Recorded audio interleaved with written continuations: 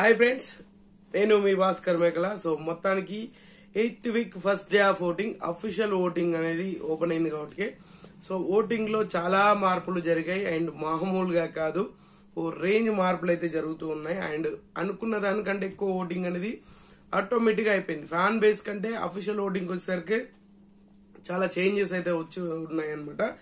So ఊహించిన దానికంటే ఎక్కువగానే పడుతుంది ఓటింగ్. అండ్ నిన్న నైట్ చూసుకుంటే ఫ్యాన్ వార్లు తగ్గఫార్ అని చెప్పాం కదా. సో ఇప్పుడు చూసుకుంటే మాత్రం తగ్గఫార్ లేదు, మళ్ళీ మొదటికే వచ్చిందా అంటే మొదటికే వచ్చింది అని చెప్పొచ్చు.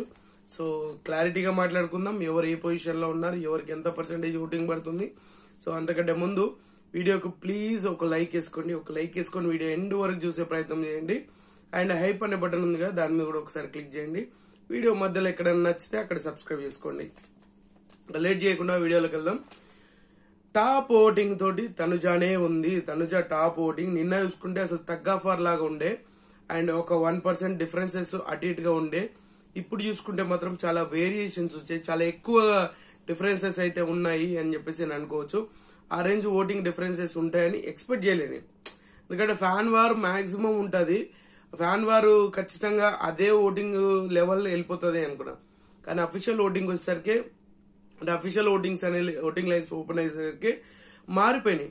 సో తనుజ ఏకంగా 32% తోటి చాలా అంటే చాలా దారుణంగా, అంటే నిన్న చూసుకుంటే 27%, ఇప్పుడు చూసుకుంటే మాత్రం 32% తోటి ఈమె ఫస్ట్ పొజిషన్ లో ఉంది. అండ్ సెకండ్ పొజిషన్ కి దానికి సంబంధం ఏమీ లేదు, దగ్గరకు కూడా లేకుండా తయారైంది, మళ్ళీ మొదటికే వచ్చేసింది. దట్టు ఇంకోటి ఏంటంటే ఈ ఓవరాల్ గా ఎక్కడ చూసినా కూడా తనుజ పేరే వినిపిస్తుంది. ఎపిసోడ్ లో గానీ, లైవ్ లో గానీ, ఏ కాంట్రవర్సీలో గానీ, ఏ సిచ్యువేషన్ లో గానీ ఎండ్ ఆఫ్ ది పాయింట్ ఎవరైనా ఉన్నంటే అది తనుజ విషయంలోనే జరుగుతుంది. తనుజ దగ్గరే వచ్చి ఆగిపోతుంది. సో కళ్యాణ్ విషయమోని, ఇమాన్యుయల్ విషయమోని, ఎవరి విషయమైనా కూడా అక్కడ ట్రిగ్గర్ అయిపోయేది, అక్కడ వాళ్ళదే పాయింట్ అవుట్ అయిపోతున్నారు. సో తనుజ జనాల్లోకి ఆటోమేటిక్ గా వెళ్ళిపోతూ ఉంది. సో వాళ్ళు తెలిసి చేసినా తెలియక చేసినా ఆమె నెగిటివ్ చేయాలని చెప్పినా కూడా జనాలకు ఆల్రెడీ ఒక క్లారిటీ వచ్చేసింది కంటెస్టెంట్స్ మీద. సో అలాంటప్పుడు ఆటోమేటిక్ గా ఒక తెలియని వైబ్ అనేది వెళ్ళిపోతూనే ఉంటది, అది మార్చడానికి ఛాన్సే లేదు. ఎందుకంటే బిగ్ బాస్ లో అదే, కొంతమందిని ఎవరైనా ఒక కైండ్ ఆఫ్ ఆడియన్స్ ఒక సిచ్యువేషన్ కి ఒక కంటెస్టెంట్ కనెక్ట్ అయ్యారంటే ఇంకా మారరు. సో అలాగా తనుజ విషయంలో జరుగుతున్నట్టుంది. 32% తోటి టాప్ పొజిషన్ లీడ్ చేస్తుంది అనమాట. సో సెకండ్ పొజిషన్ వచ్చేసరికి కళ్యాణ్ ఉన్నాడు. కళ్యాణ్ కి 21% తో పడుతూ ఉంది అనమాట. సో ఊహించిన దానికంటే చాలా తక్కువ పడుతుంది. నేను ఎక్స్పెక్ట్ చేసింది అయితే, ఎందుకంటే ఇంకా ఎక్కువ ఓటింగ్ పడేది, ఎందుకంటే నెక్ టు నెక్ కూడా వచ్చే పరిస్థితిలో ఉండే. లాస్ట్ వీక్ చాలా మంది చెప్పారు అసలు కళ్యాణ్ టాప్ లో ఉన్నాడు అని చెప్పేసి కూడా అన్నారు, తనుజాన్ మించి టాప్ లో ఉన్నాడు అని చెప్పారు. బట్ అలా అని ఏం లేదు. సో ఇప్పుడు ఉన్న పరిస్థితిలో కూడా కళ్యాణ్ పరిస్థితి చాలా దారుణంగానే ఉన్నది అని చెప్పుకోవచ్చు. ఊహించింది, మీరు అనుకున్నది ఏదైతే ఎక్స్పెక్ట్ చేస్తున్నారో ఆ ఎక్స్పెక్టేషన్ అయితే ఖచ్చితంగా లేదు. ఆ క్లియర్ కట్ గా అర్థమైపోతుంది 21% తోటి. అంటే మోస్ట్లీ 11% ఓటింగ్ అనేది డిఫరెన్స్ ఉంది తనుజకి అండ్ కళ్యాణ్ కి. ఇంకా ముందు పెరిగే ఛాన్సెస్ ఉంది, బట్ కాదని చెప్పట్లే.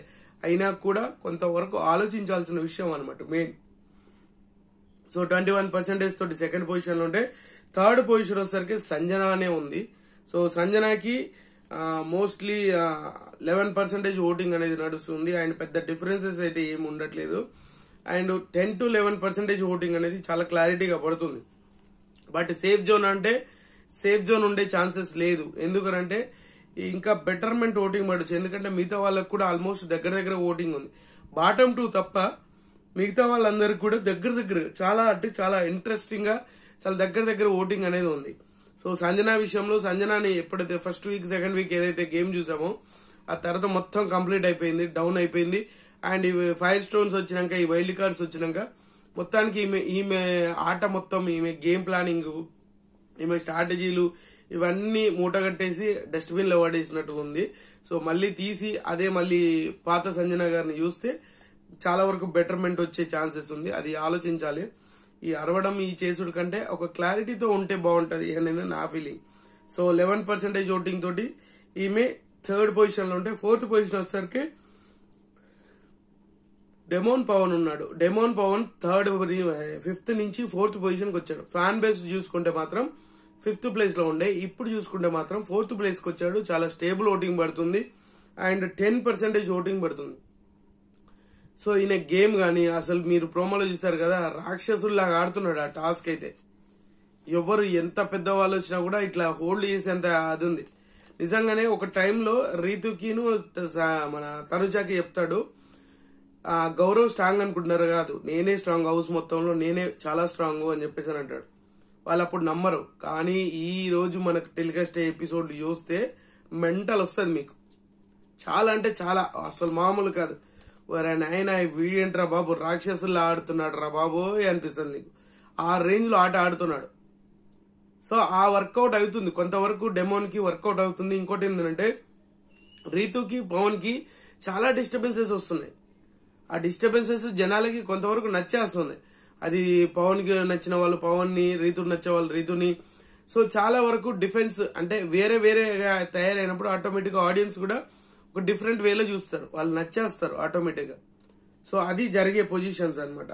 సో రీతుకి అండ్ పవన్ కి అంటే వీళ్ళిద్దరు పొజిషన్స్ మారిపోయాయి.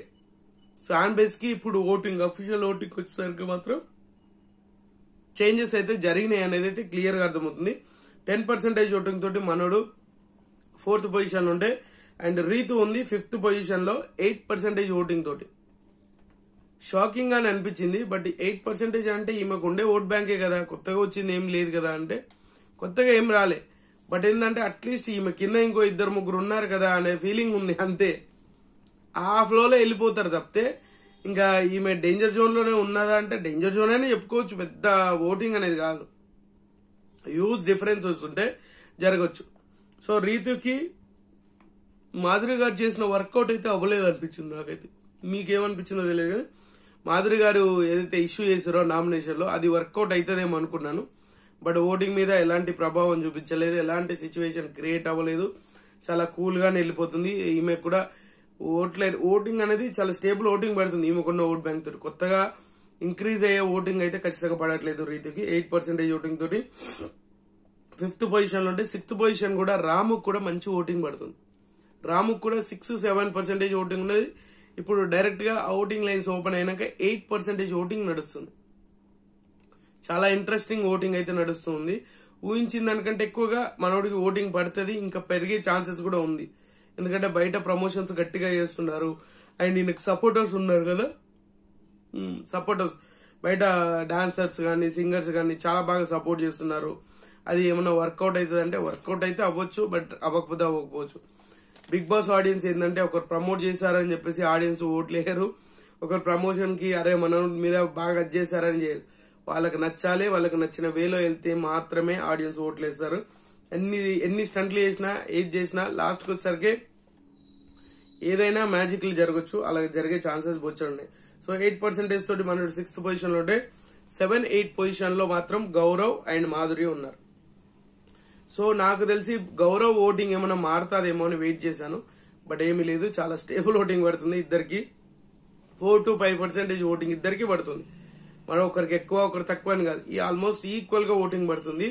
సో నాకు తెలిసి ఇలాగే ఉంటే పరిస్థితి గౌరవ్ ను పంపించేసి మాధురిని ఉంచుతారా అంటే ఏమో, ఏదైనా జరగచ్చు. బిగ్ బాస్ కదా, ఏదైనా చేసేస్తాడు. సేమ్ ఓటింగ్ పడుతుంది. సో డిఫరెన్సెస్ అయితే ఏమీ లేదు. సో ఎలిమినేషన్ ని ఫేస్ చేయబోయింది ఎవరు అనేది కూడా క్లారిటీగా అర్థమైపోతుంది. అండ్ ఇంకొక రోజు కలుస్తుంది. అట్లీస్ట్ ఈవినింగ్ కల్లా వీళ్ళ ఓటింగ్ మారకపోతే ఇంకా వీళ్ళిద్దరు బాటమ్ లో ఇద్దరు ఉన్నారు కదా, వీళ్ళిద్దరు ఎట్లా ఒకరు వెళ్ళిపోతారు అనేది కన్ఫర్మేషన్ చేయొచ్చు. బట్ ఇప్పుడున్న పరిస్థితులలో ఇద్దరికి 4-5% ఓటింగ్ పడుతుంది. అంతకు మించి ఓటింగ్ అనేది పెద్దగా ఏమీ లేదు, అది క్లియర్ గా అర్థం చేసుకోండి. సో మొత్తానికైతే ఓటింగ్ లైన్స్ ఓపెన్ అయినాక ఓటింగే మారిపోయింది. తనుజ ఓటింగ్ మామూలుగా లేదు, ఈ రేంజ్ లో ర్యాంప్ ఆడుతుంది, ర్యాంపేజ్ లాగా ఉంది అనమాట ఓటింగ్ అనేది. టాప్ పొజిషన్ కూడా ఆమెనే ఆక్యుపై చేసింది. ఇక మరి కళ్యాణ్కి ఈమెకు 10-11% డిఫరెన్స్ ఉంటే పరిస్థితి ఎలాగుంటది? సో దాన్ని ఈక్వల్ చేయాలన్నా కూడా చాలా ప్రాబ్లం అయిపోతుంది, ఎందుకంటే అంత రేంజ్ లో ఉండాలి. సో మరి చూడాలి, ఎవరిదైనా ఓట్ బ్యాంక్ ఏమైనా షేర్ అయితే మాత్రం అది లీడ్ చేయొచ్చు. బట్ ఇప్పుడున్న పరిస్థితిలో ఎవరు ఓట్ బ్యాంక్ షేర్ చేసే పరిస్థితి కనిపించట్లేదు కాబట్టి ఏమైనా జరగవచ్చు. సో మొత్తానికి మీరు ఎవరికి ఓట్లు వేస్తున్నారు, ఎవరు ఈ వారం ఇంటికి వెళ్ళిపోబోతున్నారు అనేది అయితే కింద కామెంట్ చేయండి. సో ఖచ్చితంగా ఈ వీడియో మీకు నచ్చింది అనుకున్నాను.